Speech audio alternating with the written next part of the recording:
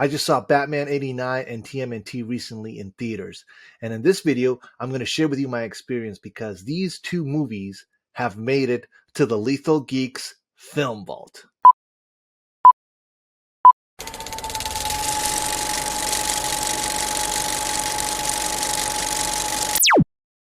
Hey, what's up guys? Welcome to the Lethal Geeks Film Vault, your ultimate hub for all things movies and pop culture nostalgia. I'm your host, Sergeant Riggs, and today we're diving into something truly special. A double-featured review on the recently theatrical re-release of Tim Burton's Batman from 1989 and the original Teenage Mutant Ninja Turtles from 1990. These classics just hit the big screen again, and I was there to soak it all in. For Batman 89, this was actually the very first time that I see it in theaters. And let me tell you, it was mind-blowing. I originally caught TMNT back in the 90s when I was a kid when it first dropped. So revisiting these films was like a time machine trip. Both experiences were both overwhelmingly positive. Pure joy for any geek.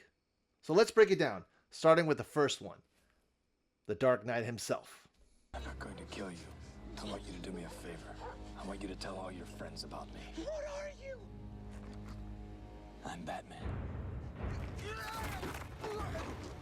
First off, experiencing Batman 89 in a modern theater was a sensory overload in the best way possible. The film, the score, and effects sounded absolutely phenomenal. Danny Elfman's orchestral masterpiece, that swiping heroic theme, thundered through the Dolby speakers like it was composed yesterday.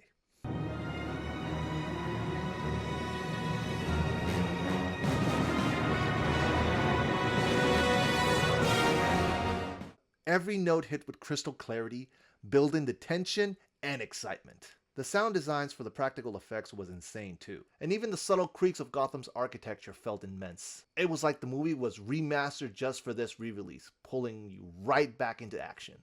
No tiny home theater vibes here. This was cinematic audio at its peak, making every scene feel larger than life. Tim Burton crafted this dark gothic world where Gotham is a twisted fairy tale of shadows and spires. The themes of isolation, madness, and the thin line between hero and villain are woven so deeply into the visuals. The foggy streets, the towering cathedrals, the sense of a city on the brink of collapse. It's not just a superhero flick.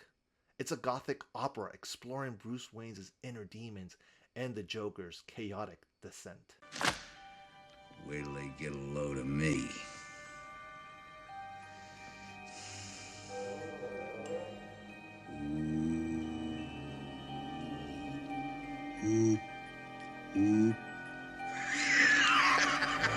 Seeing it in large scale highlighted how these elements created a timeless atmosphere that equals part eerie and enchanting.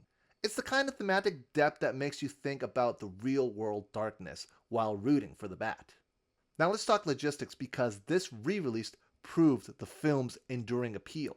And I caught this on a Monday evening. And ticket sales were doing surprisingly well for a 36-year-old movie. The theater was nearly packed, probably around 100 seats out of 185 auditoriums, so overall, more than half the auditorium was full. And fans of all ages showed up to watch this movie.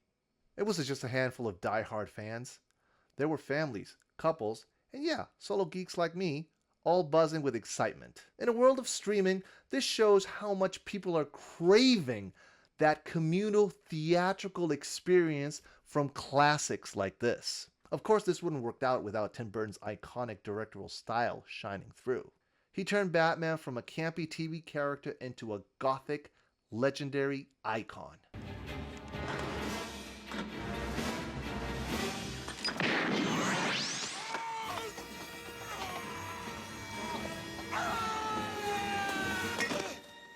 Setting the stage for the entire comic book movie era. Watching it now, you appreciate how his vision was revolutionary, mixing humor, horror, and heart without ever feeling forced. It's Burton at his best, and the big screen amplified every artistic choice he made. Overall, Batman 89 has aged incredibly well, just like a lot of films from that era. But the real legacy of this movie lies in the performances. And he had this. Lights out! Now you want to get nuts? Come on!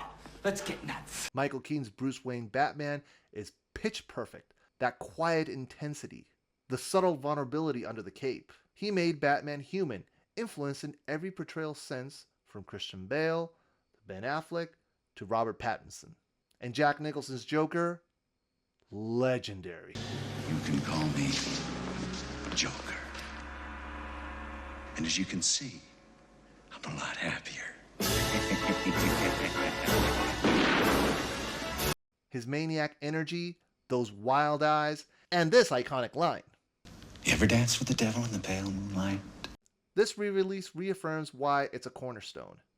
A positive, exhilarating reminder of why we love these stories. Shifting to shell-shocking territory, let's talk about the Teenage Mutant Ninja Turtles now. God, I love being a turtle! Revisiting this after seeing it in theaters as a kid was nostalgically heaven. And it still holds up to this day like a well-preserved slice of pizza. Pizza! The action sequences are snappy, the humor is timeless, and the core message of family and fighting injustice resonates just as strongly in 2025. I am proud of you, my sons. It's not trying to be high art. It's pure fun, and that's why it endures. One standout aspect is how practical, affordable, and grounded the costumes and design were for this film. The legendary Jim Henson's Creature Shop created those turtle suits, and they look authentic and expressive. The animatronics from the faces allow real emotion to shine throughout. Leo's determination and Mikey's goofiness without any fancy effects. It's all rubber, foam, and puppetry, keeping the film rooted in a gritty New York vibe that feels real. Damn! No over-the-top CGI on this one. Just clever, hands-on craftsmanship that makes the turtles feel like they could pop up on a sewer near you. Sure, some scenes lean campy, like the pizza obsession or the Foot Clan cartoonish antics, but they didn't overdo it. It was subtle. Add in charm without derailing the story. That balance keeps it lighthearted yet adventurous and perfect for all ages. I even made it a family affair, viewing this movie with my Gen Z nieces and nephew, and they generally appreciated the way the movie was made. They've never seen this movie, not even on digital before. They have seen the Turtles, the one from Michael Bay, but they never saw the original one. So this was my chance to take my niece and nephews to go see it on the big screen, and they loved it. Unfiltered 90s energy. It sparks talks on how films have evolved from puppets to pixels. However, there's some scenes that didn't land as well with them, like the awkward romantic tension between Casey Jones and April O'Neil. Let's go. Lead the way, Toots. Toots? Oh, babe? It felt a little harsh and dated. That's their words, not mine. But it didn't ruin the movie vibe. It's beautiful, beautiful cinema. Now, the auditorium was about half full when I saw it, and also it was on a Monday evening. There was a mix of nostalgic parents and curious kids, creating this cool intergenerational energy. It proves that these turtles have cross-generational appeal. And speaking of lasting impact, this movie has also aged very well over the years. And we, the fans, are dying to see the Turtles on the big screen again. But here's my hot take. Just leave the designs of the Turtles as is from this film to the next one that's coming out. It's exactly the way Paramount Pictures needs to make TMNT The Last Ronin. That dark and mature comic story would hit so hard with these classic Henson designs, honoring the roots while delivering intense action. So Paramount Pictures, I deliver a message. don't mess with perfection. Both re-releases were positive experiences all around, reminding me why these films spark my geek passion. So if you ever get a chance to see these movies again on the big screen, please do yourself a favor, buy a ticket, go watch them, and go have fun.